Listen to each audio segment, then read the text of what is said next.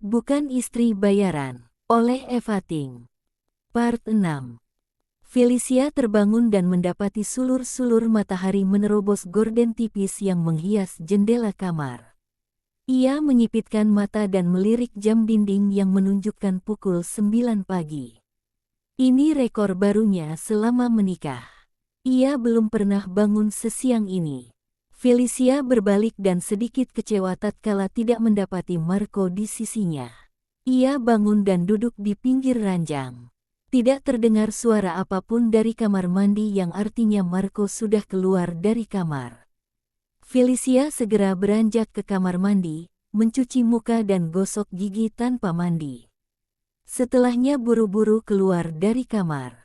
Marco berada di ruang makan, terlihat sedang sarapan sambil memainkan ponsel. "Selamat pagi," sapa Felicia lembut. Ia duduk di kursi kosong tidak jauh dari Marco. "Maaf, aku kesiangan." "Tidak apa-apa," balas Marco pelan. Tidak lama berselang, Bi Ija datang dan menghidangkan segelas susu. Felicia mengernyit dahi. Ia tidak pernah minum susu di pagi hari. "Terima kasih, Bi," kata Felicia pada Bi Ija. Setelah perempuan separuh baya itu berlalu, kernitan di dahinya tak mau menghilang. Felicia yakin Bi Ija tidak akan membuatkan susu untuknya tanpa disuruh oleh Marco. "Ayo, Fel, minum susunya." Kernitan di dahi Felicia semakin dalam. Sikap Marco 2 hari ini sangat berbeda, membuatnya merasa semakin heran. "Aku tidak biasa minum susu." Marco menghentikan aktivitas bermain ponselnya. Ia menatap Felicia. "Kalau begitu mulai sekarang harus dibiasakan," kata Marco lembut. Felicia terpana. Lembut bukanlah sikap Marco selama ini, kecuali 2 hari terakhir ini. Felicia kian terpana saat Marco mengoles sepotong roti dengan selai coklat dan mengulurkan padanya. Biasanya ia yang melakukan hal itu untuk Marco, bukan sebaliknya. "Ini uang tunai dan kartu ATM-ku," kata Marco sambil mengulur segepok uang berwarna merah dan 1 kartu ATM, lalu menyebut PIN-nya. Felicia terpaku. Marco berdiri. "Aku mau berangkat kerja dulu, Vel." "Habiskan susu dan rotinya," katanya lembut. Ia menunduk dan mengecup ubun-ubun Felicia. Jantung Felicia berdegup kencang. Selama ini Marco sama sekali tidak pernah menciumnya saat akan pergi bekerja. Ada apa dengan Marco? Apakah gunung salju itu kini mulai mencair? Marco beranjak pergi, dan Felicia hanya bergeming dengan sejuta pertanyaan tanpa jawaban yang memenuhi benak. Marco masuk ke dalam mobilnya. Ia baru saja selesai mengajari Devon tentang apa yang harus dilakukan pemuda itu selama menjadi pengawas lapangan. Devon masih terlihat setengah hati untuk bekerja. Tapi Marco pura-pura tidak tahu. Toh, ia tahu pasti Felicia lah yang memaksa Devon untuk bekerja dengannya. Pikiran Marco melayang pada Felicia. Ia sempat terkejut saat Felicia marah-marah padanya kemarin. Ia lupa satu hal, tidak semua barang bisa dibeli dengan kartu kredit. Felicia benar, mana mungkin tukang rujak punya mesin gesek kartu kredit. Marco mengendarai mobilnya keluar dari lokasi proyek perumahannya. Untuk pertama kali sejak menikah, ia ingin pulang makan siang bersama istrinya. Sebisa mungkin ia ingin meluangkan waktu untuk Felicia di sela-sela kesibukannya. Mobil mewah berwarna putih yang ia belikan untuk Felicia terlihat terparkir rapi di garasi. Asep duduk santai sambil membaca koran, tidak jauh dari mobil. Marco mengangguk samar saat sopirnya mengangguk dan menyapanya. "Felicia mana, Bi?" tanya Marco saat mendapati pembantunya lah yang membukakan pintu. "Nyonya di kamar, Pak," jawab Bi Ija sambil sedikit membungkuk. "Dia sudah makan?" tanya Marco lagi. "Belum, Pak." "Ya sudah," kata Marco datar. Ia melangkah ke kamarnya. Tiba di kamar, matanya menangkap sosok Felicia yang sedang berbaring dengan mata terpejam. Felicia tidur. Marco duduk di sisi ranjang. Ragu antara ingin membangunkan Felicia untuk makan atau tetap membiarkannya tidur. Felicia tampak menggerakkan badan. Sekilas membuka mata dan menatapnya. Setelah itu kembali terpejam. Tiba-tiba Felicia kembali membuka matanya. Sudah sore, tanyanya bingung. Marco menggeleng. Mungkin Felicia berpikir hari sudah sore karena melihatnya sudah pulang. Ayo kita makan siang, ajak Marco lembut. Felicia kembali memejamkan mata. Vel, sudah jam 1 siang. Ini memang pertama kali Marco menghadapi wanita hamil. Tapi ia pernah mendengar dari teman-temannya, setiap wanita hamil memiliki pembawaan yang berbeda-beda. Aku tidak ingin makan, kata Felicia tanpa membuka mata. Tapi ini sudah siang. Makan sedikit, ya, bujuk Marco, kemudian mengetatkan rahang. Membujuk wanita dengan kata-kata lembut tak pernah ada dalam kamus hidupnya selama ini, tapi kali ini ia terpaksa melakukannya. Felicia masih saja tak berkutik, membuat Marco mulai gemas. Ayo, Vel, aku tidak selera makan. Felicia menarik selimut hingga ke ujung kepala. Marco menarik pelan selimut Felicia.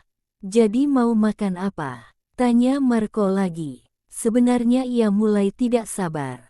Ia sudah lapar, tapi istrinya masih tarik ulur. Tidak ingin makan apa-apa, jawab Felicia tak acuh. Ia menatap Marco dengan tatapan manja dan bibir mengerucut. Kalau begitu temani aku makan, kata Marco datar, berusaha membuat suaranya lebih dingin.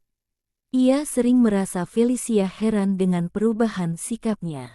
Felicia terdiam, lalu bangun dan beranjak menuju kamar mandi.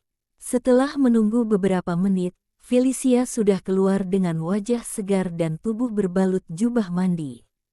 Aku ingin besok kau menginap di rumah Mama, kata Marco sambil mendekati Felicia yang sedang memilih pakaian di lemari. Felicia berbalik dan menatapnya heran. Besok aku mau keluar kota. Marco menyentuh bahu Felicia, lalu menunduk dan mengecup lembut bibirnya. Semburat merah merambat di pipi yang tadi pucat itu. Marco menatap wajah Felicia dalam-dalam. Mata mereka beradu. Felicia memalingkan muka dan melepaskan tangan Marco dari bahunya. Marco menatap Felicia yang kembali memilih pakaian.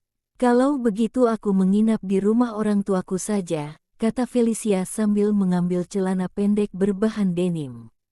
Marco mengangguk samar menyetujui. Jangan pakai celana itu, kata Marco tiba-tiba. Ia tidak mau calon anak mereka terganggu karena Felicia mengenakan celana ketat berbahan denim.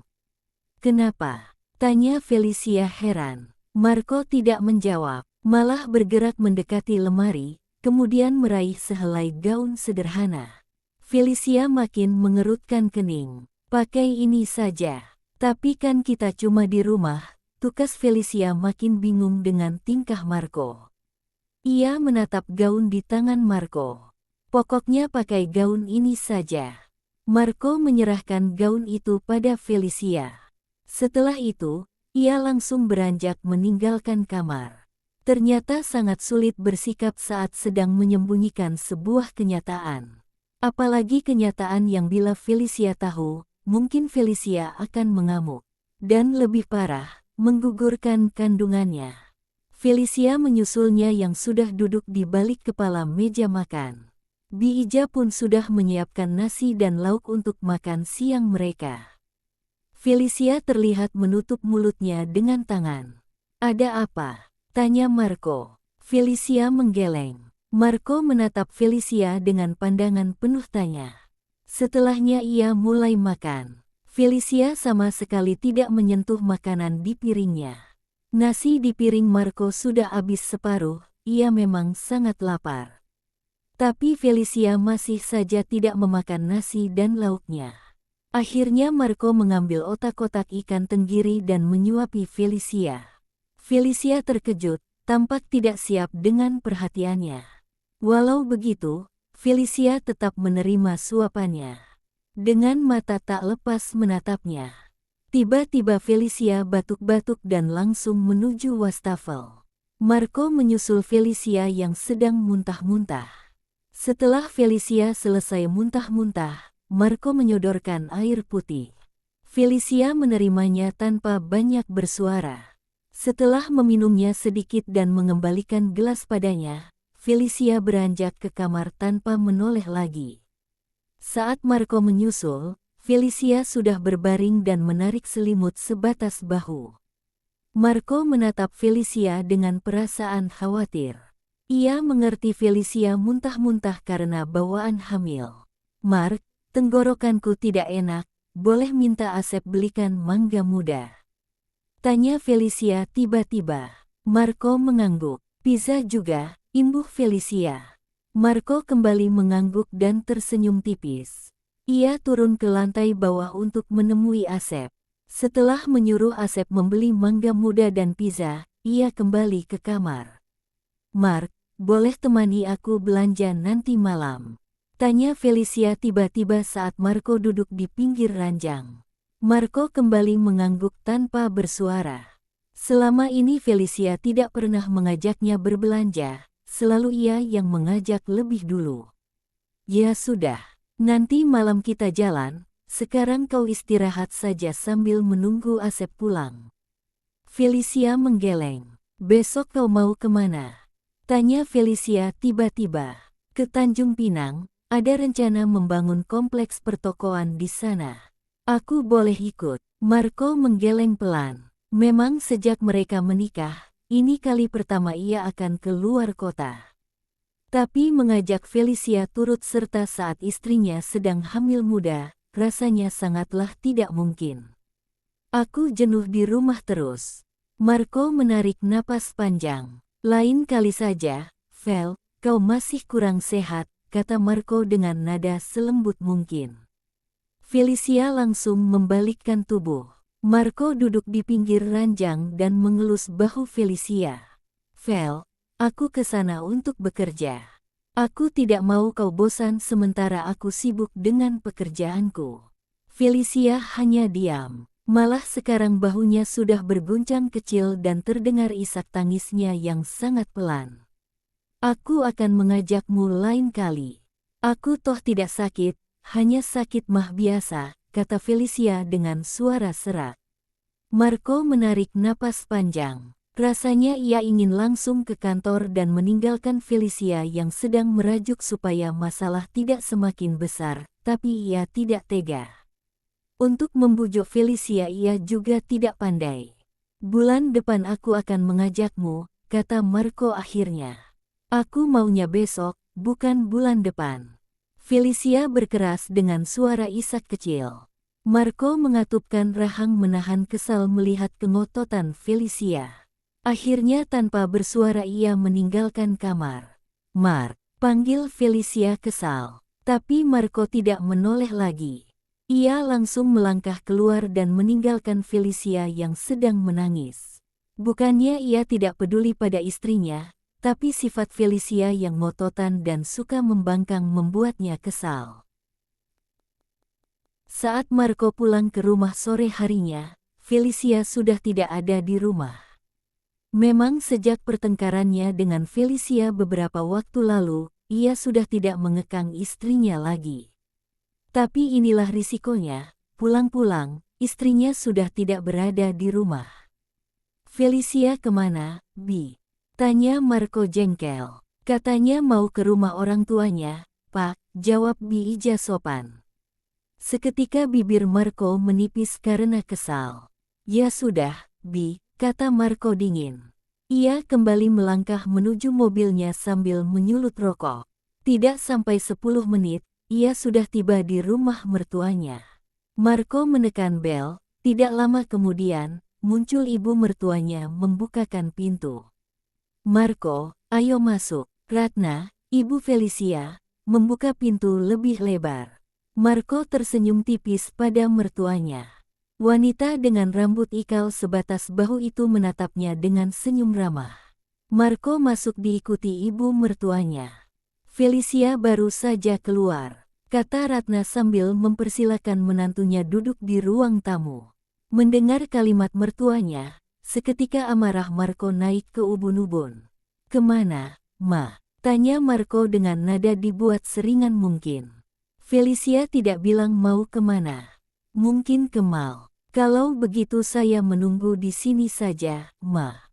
"Papa mana?" "Di ruang tengah, sedang menonton." Marco mengikuti ibu mertuanya ke ruang tengah dengan perasaan tak sabar menunggu Felicia kembali. Dada Felicia berdebar halus tatkala melihat mobil Marco terparkir rapi di depan rumah orang tuanya. Seketika nyalinya menciut, takut untuk berhadapan dengan Marco.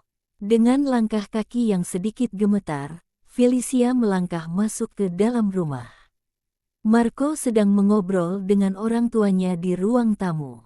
Dari gemetar, kaki Felicia berubah lemas, seakan tidak memiliki kekuatan untuk menopang tubuhnya lagi. "Vel, dari mana saja?" "Marco dari tadi menunggumu," ucap ibu Felicia begitu melihat anak perempuannya.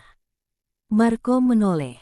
Saat itu yang paling Felicia inginkan adalah pergi sejauh mungkin dari tatapan mata dingin Marco, yang pastinya mampu membuat seluruh darahnya membeku dalam hitungan detik. Dengan langkah terlatih Felicia duduk di sofa di samping ibunya, sama sekali tidak punya keberanian untuk menatap Marco yang duduk di depannya. Marco pasti marah besar. Waktu sudah menunjukkan pukul 10 malam. "Felicia sudah pulang. Kami pamit dulu, Ma, Pa," kata Marco datar pada kedua mertuanya. "Ayo, Vel," ajaknya dingin pada Felicia. Felicia terperenyah, ingin menolak tapi tak punya keberanian. Marco berjalan mendahului Felicia. Felicia menggigit bibir. Akhirnya dengan lesu ia berpamitan pada kedua orang tuanya, lalu berjalan enggan menuju mobil Marco yang terparkir di depan rumah. Sudah 30 menit mereka tiba di rumah, dan sudah 30 menit juga Felicia duduk di depan TV di ruang keluarga, sebisa mungkin menghindari berduaan dengan Marco, takut akan kemarahan Marco. Felicia merasa bersalah.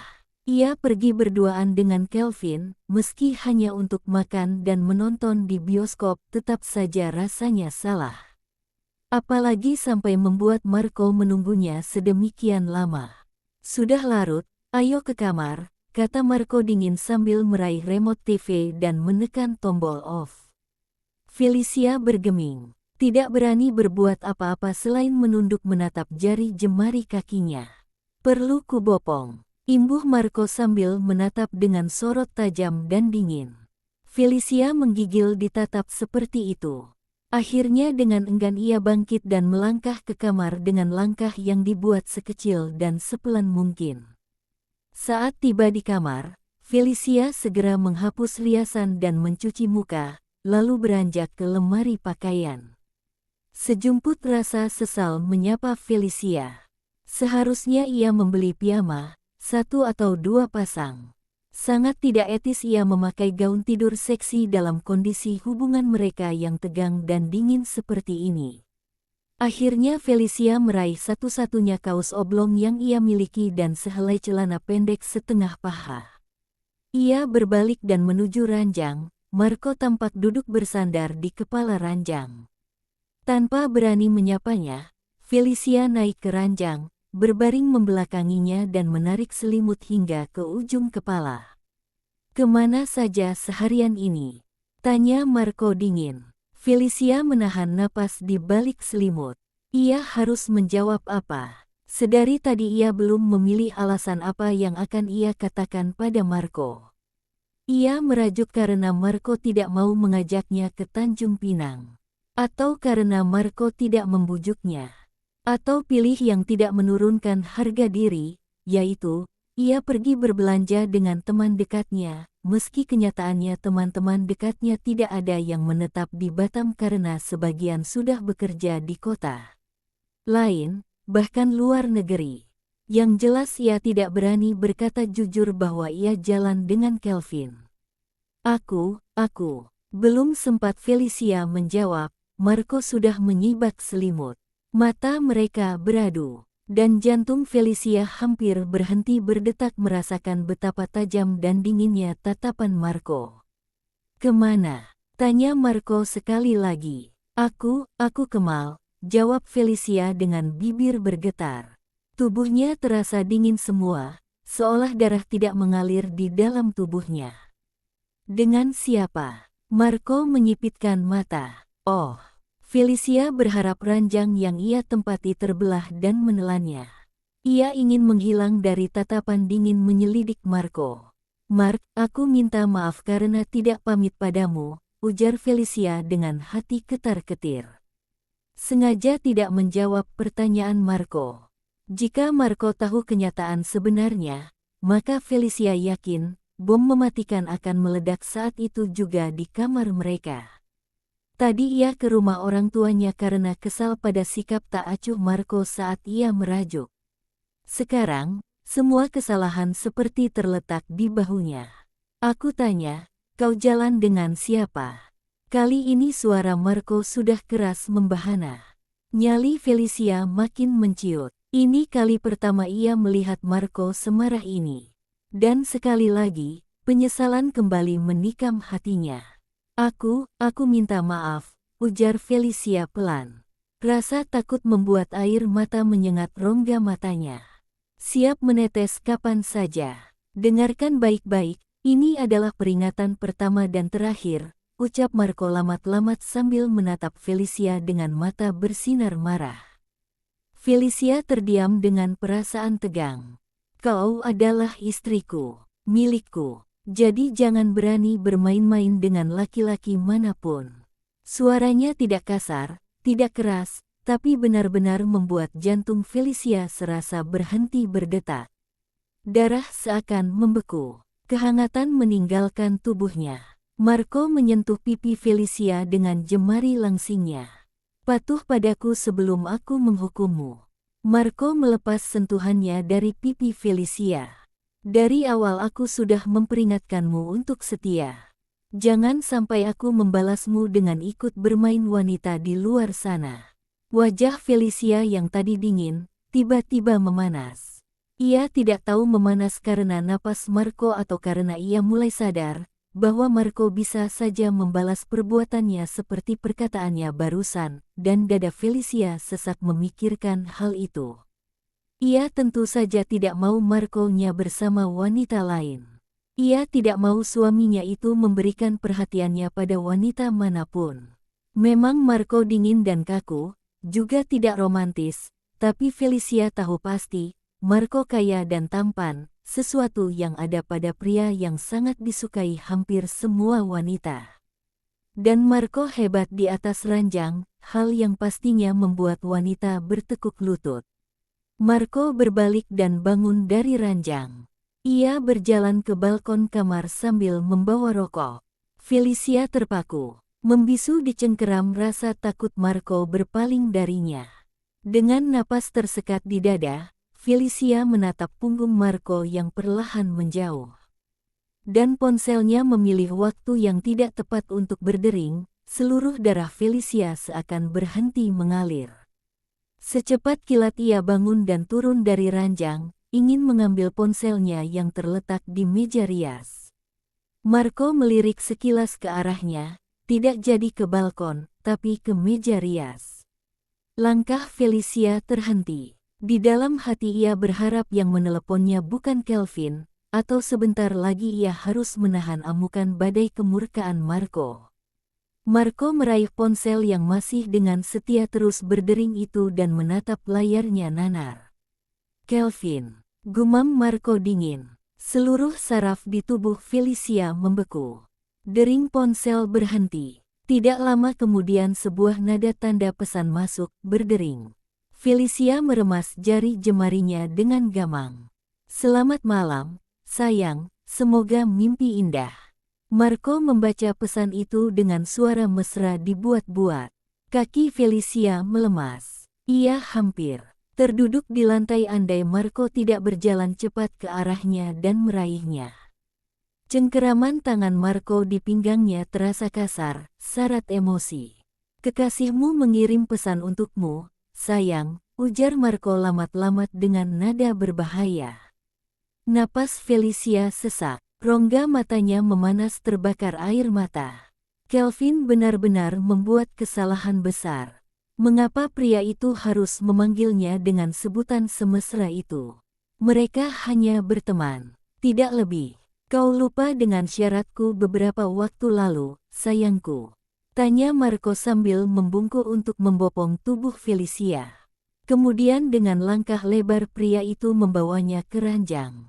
Hanya dalam sekedip mata, Felicia dapat merasakan punggungnya menyentuh ranjang yang empuk, yang sayangnya sama sekali tidak memberi rasa nyaman. Marco membaringkannya ke ranjang, sama sekali tidak kasar, tapi Felicia tahu pasti, ada amarah besar yang sedang membara di balik topeng dingin dan tenang pria itu. Marco naik ke ranjang, menindih Felicia dengan dominan. "Mark, ini, salah paham," ujar Felicia terbata. "Salah paham seperti apa, sayang?" Tanya Marco sinis sambil membelai bibir Felicia dengan jemarinya. Aku. Felicia menahan tangan Marco yang dengan sengaja menggodanya. "Dan cincin kawin kita kau kemanakan, hah?" Tanya Marco dengan suara keras dan wajah merah padam. Astaga, Felicia memejamkan mata menangkis amukan kemarahan Marco. Ini kesalahannya yang kesekian. Bagaimana mungkin ia lupa memakai kembali cincin kawin mereka? "Mark, maafkan aku," bisik Felicia terbata. "Kau selingkuh," tuduh Marco geram. Kali ini jemarinya mencengkeram dagu Felicia, memaksa Felicia menatapnya. Dengan susah payah Felicia menarik napas yang tersekat. Ia mengedipkan mata, tak kuat menahan tusukan mata tajam yang gelap dan dingin itu. Sebutir kristal bening meluncur dari sudut matanya. Tidak, aku hanya jalan dengan temanku." "Teman laki-laki, pastinya." Marco menggeram marah. Tangannya semakin kuat mencengkeram dagu Felicia, sampai-sampai Felicia pikir tulangnya akan retak. Felicia memejamkan mata untuk mengurangi ketakutannya pada Marco. Ia tahu Marco sedang marah besar. Wajah tampan yang dingin itu tampak tegang dan merah padam. Rahang kukuhnya terkatup rapat, dan bibir itu, bibir yang selalu mencecap dirinya dengan penuh kenikmatan, kini menipis, pertanda sedang menekan emosi yang siap meledak kapan saja. "Sekali lagi kau berani macam-macam, Vel, kau akan tahu akibatnya," ancam Marco. Ia melepas cengkeraman tangannya dengan sedikit kasar. Kemudian Marco turun dari ranjang, meninggalkan Felicia tanpa menoleh lagi. Felicia hanya bisa menatap sosok Marco menjauh dan menghilang di balik pintu kamar dengan pipi yang mulai basah. Bersambung. Novel-novel romantis karya Eva Ting tersedia dalam bentuk PDF. Untuk pemesanan hubungi WhatsApp Eva Ting. Terima kasih sudah mendengarkan cerita ini. Jangan lupa dukung Eva Ting dengan like, komen, dan subscribe. Ikuti juga Instagram, TikTok, dan Wattpad Eva Ting. Sampai jumpa di part berikutnya. Dilarang mengutip sebagian atau seluruh isi cerita ini dalam bentuk apapun tanpa izin tertulis dari Eva Ting. Hak cipta dilindungi undang-undang. All right reserved. Cerita ini adalah fiktif. Bila ada kesamaan nama tokoh, organisasi, dan tempat kejadian, itu hanyalah kebetulan belaka. Penulis tidak berniat menyinggung siapapun.